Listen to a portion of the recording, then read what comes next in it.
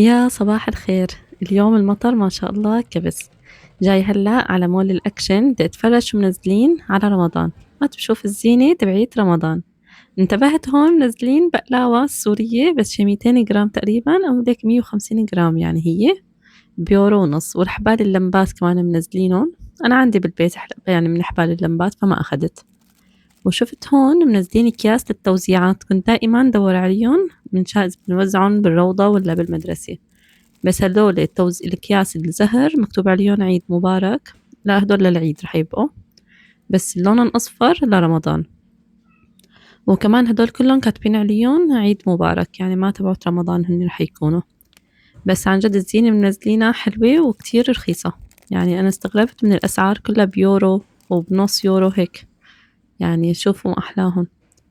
حبيت كمان هاي صحونة التمر، جاي هلال معاها نجمة، وحتى ما ضروري للتمر حتى بصيروا للحواضر.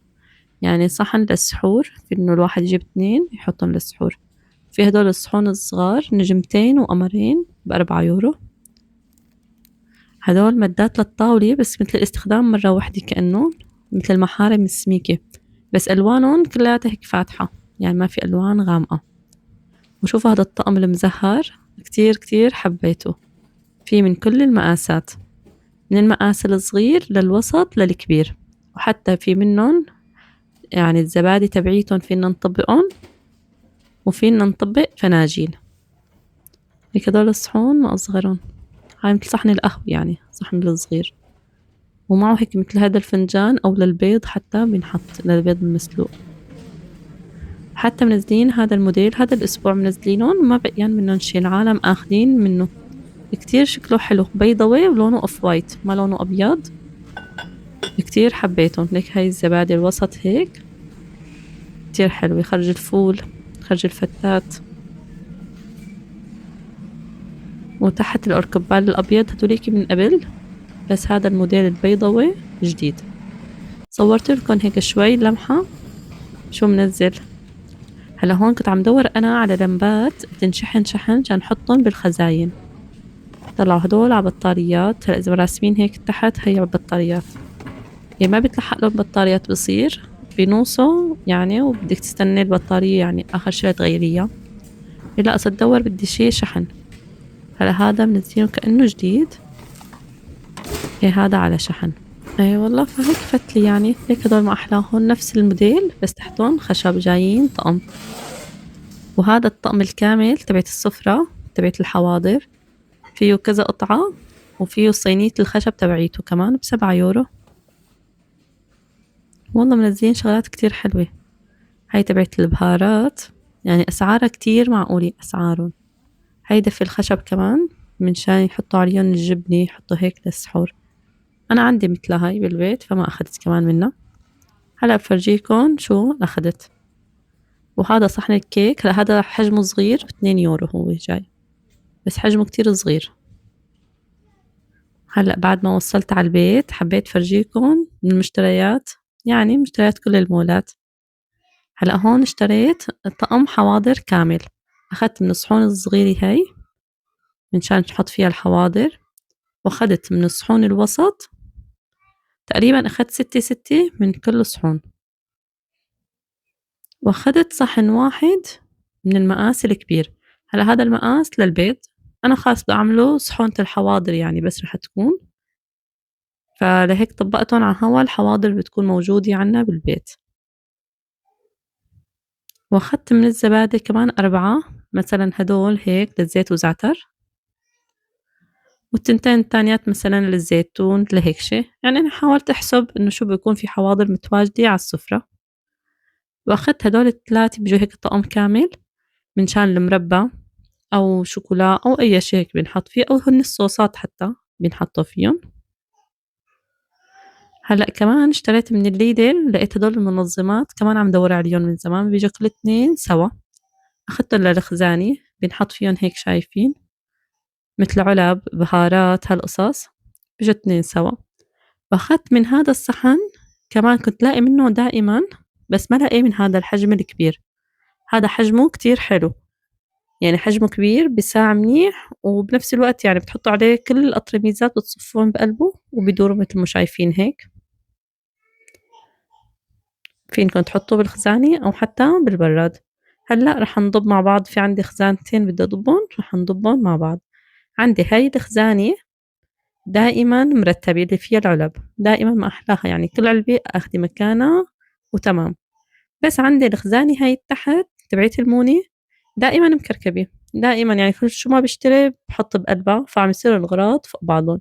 بدي أحاول نظم هاي الخزانة. قبل رمضان بنحب ننظف وننظم البيت ونزينه، مو بس ترتيب، نحن هيك عم نهيئ حالنا وبيتنا لاستقبال شهر كريم وعظيم. بالنسبة إلنا هالشي من تعظيم شعائر الله، لأنه عم نعمل أجواء حلوة لأولادنا، خاصة نحن هون بالغربة ما عنا لمة العيلة على الإفطار، ولا عنا صوت الجوامع يلي بحسسنا ببهجة رمضان. فمنحب نخلق هالأجواء ببيتنا ليحس الأولاد إنه هالشهر مختلف عن باقي الأشهر، يعني منحب نضل هيك ببالهم ذكريات حلوة عن رمضان، ونعمل الأصناف الطيبة منشان نشجعهم على الصيام ونكافئهم هيك بطريقة حلوة وقريبة لقلبهم. ومع ترتيب البيت لازم نرتب حالنا كمان، نوقف مع نفسنا ونحط خطط لرمضان، كيف بدنا نكون أحسن بالعبادة وأحسن بالأخلاق وأقرب لربنا إن شاء الله بالأيام الجاي. هذا الحكي تذكير لإلي قبل ما يكون تذكير لإلكم. اللهم بلغنا رمضان ويجعله خير علينا وعليكم يا رب. وبالنسبة لتفريزات رمضان أنا شخصيا ما بفرز أكل هيك مخصوص يعني للشهر، بس بهاي الفترة أي أكلة بعملها بعمل منها كمية أكبر شوي وبحط جزء منها بالتلاجة. يعني السبب إنه عندي أولاد صغار والصيام أحيانا عم يكون متعب، فبهيك بكون عندي تشكيلة أكلات جاهزة لشكل فيها بالسفرة، يعني بدون ما أضل واقفة وقت طويل على الطبخ وقدام الغاز يعني وأنا صايمة بالنهاية. يعني الفكرة نخفف عن حالنا شوية تعب بالصيام لنقدر نركز أكتر بالعبادة ونقضي رمضان بهدوء وراحة، ما نكون فارطين لآخر الشهر. عندي هون البرغل الناعم عم حط اللون الفاتح مع الغامق عطول، أنا بعمل الكبة بهالنوعين سوا فما بيأثر. هلأ في عندي هون شوية بسكوت لابني أو بطاطا، رح حطه بالعلبة مشان ما يهرهر. هلأ رح أجرب هون حط الصحن الدوار بالبراد وصف عليه المطربانات، حبيت كتير فكرته وهيك حلت لي قصة يعني المطربانات يلي بآخر رف. هلأ رح أبلش أعمل غدا لليوم، رح أسلق اللحمة بطنجرة الضغط الكهرباء، بدي أساوي شاكرية ورز أو حتى بيقولوا له آرمان. هلأ رح أعير الطنجرة 20 دقيقة هيك واتركها لحتى تغلي شوي. هاي حطيت لها هون المي، رح اتركها لحتى تغلي وتطالع الغتوة من عوشها ونقش الغتوة. هاي هيك غليت، رح اشيل الغتوة تبعت الوجه، او فينا كمان نكب كل المي ونرجع نغسل الطنجرة ونرجع نحط مرة تانية مي جديدة. بس انا عطول هيك بشيل الغتوة لانه هي لحمة شقف وحمرة، يعني ما في داعي انه نكب المي من عليها. رح احط بصلة ونحط غار وباقي المطيبات، بدي احط قرنفل وشوية هيل. وهلأ رح أغطيها مشان تضغط، بدها تقريبا شي 5 دقايق أو 10 دقايق لتبلش تضغط. هلأ هي تقريبا مثل الطنجرة العادية، بس الفرق إنه هي أسرع شوي ونحن غازنا على كهرباء، فطنجرة الضغط يعني جبتها على كهرباء بالمرة. هلأ بعد 20 دقيقة رح أنفسها هيك منشان أحسن افتح الغطا، ما حيفتح الغطا لحتى تخلص تنفيس على الآخر. هاي طفيتها، رح أفتح الغطا عليها.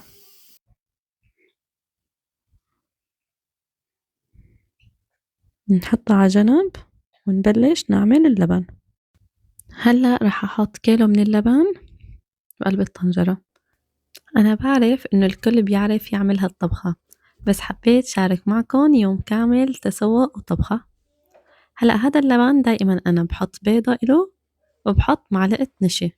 هلأ فيني أعمله بس بالبيض، بس اللبن اللي هون شوي بيفقس يعني أسرع من لبن الغنم يلي كان بسوريا، فمنشان أمان أكتر بحط له معلقة نشا، أما هو ببيضة وحدة بكفي وتمام يعني بصير. هلأ رح حرك اللبن هون كتير منيح لحتى يختفي النشا تماما هو والبيضة، بعدين بعلق تحته. منضل عم نحرك هيك لحتى ما يفقس معنا. هلا يمكن بس بسوريا بنعمل هالأكلة، ما بعرف بمصر وبلاد تانية إذا بيعرفوها ولا لا، اكتبولي بالتعليقات إذا كمان بتطبخوها. هلا هيك تقريبا غلي اللبن، رح أنوز تحته منشان حطله المرقة، طبعا مرقة اللحمة. هلا منحط ومنحرك. هلا كيلو اللبن تقريبا بده كاسة ونص من المرقة. هلا رح احط هيك على النظر وضل حرك. هلا اللبن سخن والمرقة لازم تكون سخنة، إذا واحد منهم بارد كمان بيفرط، لازم اثنيناتهم على نفس درجة الحرارة، أو يكون اللبن بارد والمرقة تكون باردة. أما إذا كانوا اثنين يعني واحد بارد وواحد سخن رح تفرط. هلا في عالم تعمله بالمي العادية، يعني اللبن بتعمله بالمي العادية قبل ما نشغل عليه الغاز، بنحط للبن مي وبنخفقهم سوا بعدين بنشغل الغاز. بس مع المرقة أطيب بكتير، مع مرقة اللحمة. هلأ هيك زبط القوام تقريبا. هلا بتشوفوه شوي مليء بس لأنه سخن النار عم يغلي، بس يبرد بتلاقوه سمك. هلأ بننزل عليه اللحمة ومنحركه شوي تحريكتين وبكون خالص. هلأ في عالم بقلوه بالثوم، في عالم بسمعهم بحطوا له بصل. هلأ نحنا بس بهاي الطريقة بنعمله، ما بنحط له لا ثوم ولا بصل، بس هيك يعني اللبن آخد من طعم اللحمة. وجنبه بنعمل رز بالشعيرية، بنخليه هيك شوي لياخد الطعمات من بعضهم، بس ما بنتركه على الغاز، بنقيمه. هلأ هون حطيت أنا نص معلقة من سلي اللي أو الدهني، لأنه لقيت اللحمة شقف تبعيتي ما أنا مدهنة حمرة كتير، يعني ما فيها دهن أو شيء، حطيت لها معلقة صغيرة. هلا هيك طفيت عليها، والرز هون كان خالص. عملت جنبه رز قصير، ما شاء الله ما أحلى شكله وما أطيبه، كتير طيب الرز القصير جنبه. يلا رح نسكب الأكلة وناكل. اكتبولي بالتعليقات شو بتحبوا نعمل وصفات كمان، ولا تنسوا الاشتراك بالقناة وتفعيل الجرس ليصلكن كل جديد، وبشوفكن بفيديو جديد إن شاء الله. ويلا سلام.